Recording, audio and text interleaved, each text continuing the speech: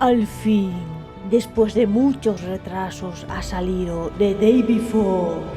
¡Vamos! ¡Esto va a ser un juegazo! ¡La revolución de los videojuegos! ¡El último salto no. Dejad que recapitule. Después de tantos retrasos, ha salido al fin The Bug Before para deleitarnos con los últimos bugs del mercado del gaming. A ver, The Day Before es una estafa ya diciendo la verdad. Vale que aún estén en early access y el producto puede cambiar a mejor, pero empecemos por lo básico. El juego se crashea al salir del mismo. Voy a reiniciar el juego a ver si el problema es que no me ha cogido bien. Lo mismo un problema de la memoria caché. Fatal error me acaba de dar. Me acaba de dar fatal error. O sea, si hicieras el juego te da fatal error. Y hasta con las propias configuraciones. Yo no vea, cada vez que le doy a aplicar se vuelve loco el juego, loco. Aunque se ha cambiado la música. Se me ha cambiado la resolución, ¿por qué? Lo puedes poner a 1920 x 1080, que es la resolución que muchos PCs usan hoy en día. Eso sí, a mitad de la partida puede que se te cambie la resolución de pantalla porque sí. Y para continuar, todos los servidores están llenos o en alto, es imposible casi entrar. Es un milagro si consigues entrar, y se han debido gastar una pasta para poner tantos servidores. Y una vez en el juego, a ver, los gráficos, aunque han sufrido un downgrade bestial, aún son pasables. Si estuviéramos en la época de la Play 3 serían muy buenos, pero una cosa, nada importante, esto se supone que es un videojuego, ¿no? Así que... ¿Cómo cojones abre la puerta? Si es que solo mirad esto. Después, si logras salir de la sala inicial, tienes un decorado muy bonito que recuerda mucho a The Last of Us, con varios sitios como una tienda de armas, un almacén regentado por...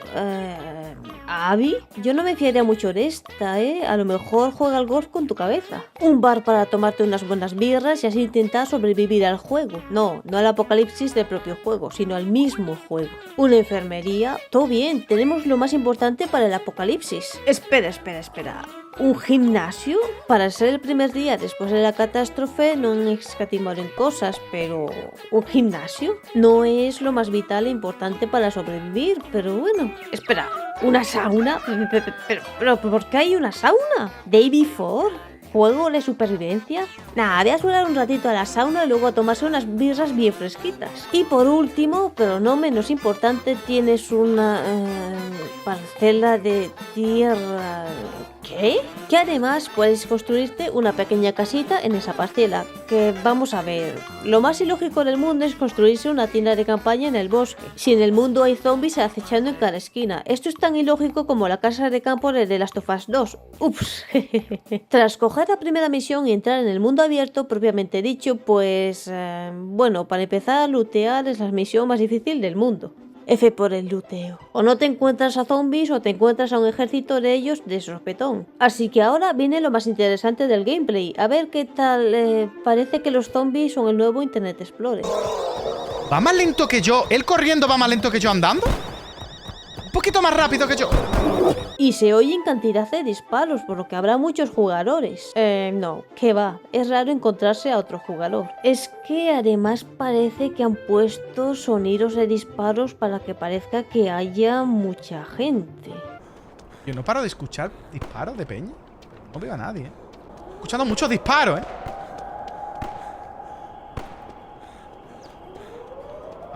Yo creo que, fuera coña, creo que ponen disparos al azar, Eso ya es muy triste, que digamos. Bueno, pero por lo menos tendrá mundo abierto, ¿no? Nada, ¿ves esa ciudad tan bonita? Pues confórmate con esto. Ya yendo en serio, me sorprende que haya salido al final de Day Before, porque seriamente pintaba que se iba a convertir en un Abandoned. Pero para que haya salido esto, pues... prometieron un amplio mundo abierto, coches, bases de jugadores y luchar entre sí, gráficos de última generación. ¿Y qué tenemos? Un falso mundo abierto, downgrade bestial. Una sola base, o sea, un solo lobby. Pero bueno, nos lo podíamos esperar de Fantastic, estudio que desarrolló el The Wild 8, juego que fue financiado en Kickstarter y salió también como Early Access. Salió también con varios bugs, si no mirad las reseñas y que a los pocos días la gente dejó de jugarlo. Abandonaron el proyecto dejándolo sin terminar.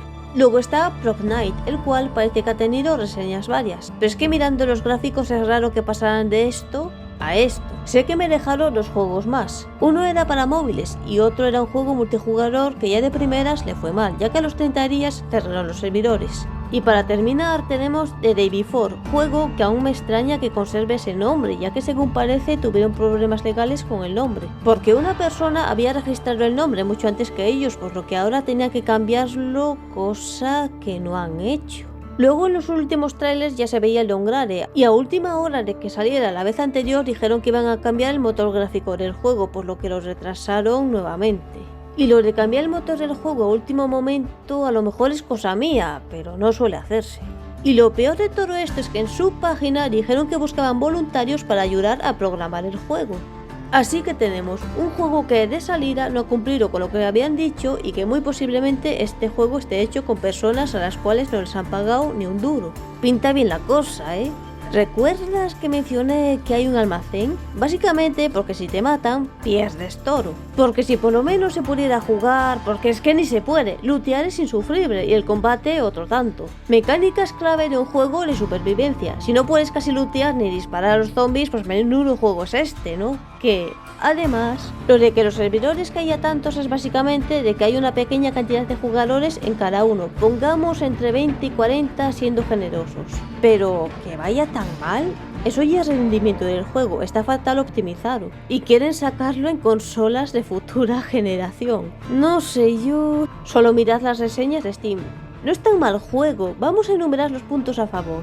Se puede devolver, es un buen punto, se puede devolver. Qué buen punto es que se pueda devolver. Ay, Dios. Y os dejo en pantalla algunas reseñas porque la que se han marcado con este juego. Para terminar, si el juego lo arreglan y meten todo lo que han prometido y lo hacen jugable, puede quedar un juego bastante bueno, como le pasó a No Man's Sky, que cuando salió era una estafa, pero ahora es un juego nuevo, o como Cyberpunk, que salió rotísimo pero que ahora se puede considerar buen juego. Pero viendo el historial de Fantastic y que haya salido justamente el día de los Game Awards para pasar desapercibido, pues me da que será otro Abandoned, y con este juego ya han manchado su reputación de por vida como desarrolladores de videojuegos. Duro que alguien más vuelva a comprarles un juego si The Day Before lo dejan como está ahora mismo. Me hace hasta gracia que haya gente intentando defender lo indefendible, pero en fin. Como último dato, parece que han estado eliminando de Steam etiquetas como MMO, ya que de primeras lo vendían como un gran MMO, aunque lo de mundo abierto todavía está, al menos a día 11 en el que estoy haciendo este guión. Además de que han eliminado de su canal de YouTube la gran cantidad de trailers que habían sacado. Los que veréis en este vídeo son básicamente gracias a otros canales tales como IGN. Esto lo han hecho básicamente para que la gente no haga comparativas, pero vamos, que han vendido un juego injugable, aburrido y por unos 40 eurazos. Que con ese dinero te puedes comprar algún juegazo AAA como Monster Hunter World, por poner un ejemplo. Bueno, compraros cualquier juego, el que más os guste, pero no os compréis esta basura que según mucha gente dice no vale ni 5 euros. Olvidaos de todo lo que he dicho antes, ya que mientras estaba editando este vídeo acabo de ver que Fantastic ha cerrado, que no van a arreglar el juego, han cerrado directamente, que usarán el dinero para pagar deudas. Yo ya no me creo una mierda de estos, la verdad, y que no van a devolver el dinero a los jugadores, que además habían estado usando assets de otros juegos aparte de gastarse el dinero en una cantidad absurda de assets, lo que significa que lo de que han estado trabajando arduamente durante 4 o 5 años es mentira. Os dejo un link en la descripción del vídeo completo porque es absurdo.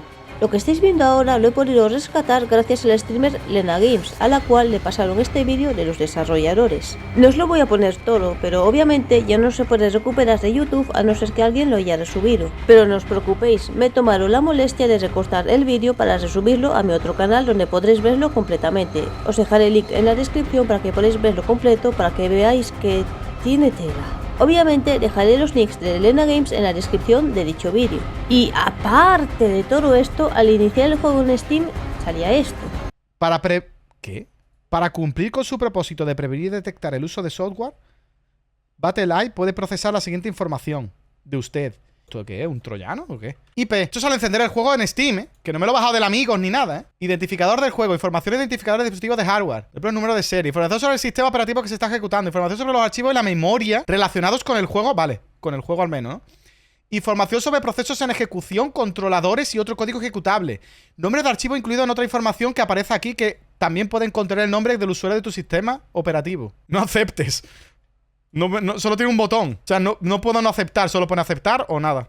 Y según pasan los días van saliendo cosas nuevas como esto. Parece que Mitona era un inversor e invirtió en The Day Before. Y lanzó la siguiente nota en Twitter, la cual dejaré por aquí. Básicamente dicen que piden disculpas y que están trabajando con Steam para reembolsar el dinero a los jugadores. Tiene tela que los propios creadores del juego no reembolsen el dinero a la gente y que tenga que ocuparse el inversor, el cual va a salir perdiendo. Si es que manda cojones. Y además, en un Twitter esta imagen Fantastic se ha cambiado el nombre a 8 Points. Estos se piensan que somos tontos, pues ya sabéis, no le compréis nada a 8 Points. Que mirad si no es cachondeo ya que han cambiado las descripciones de quien desarrolló los juegos en Steam. El primero, de Wild 8 y The Day Before, la desarrolladora es Fantastic, pero en cambio Prop Hunt, la desarrolladora es 8 Points. Y esto solo lo pueden hacer los creadores del juego, como visteis con las etiquetas, por lo que...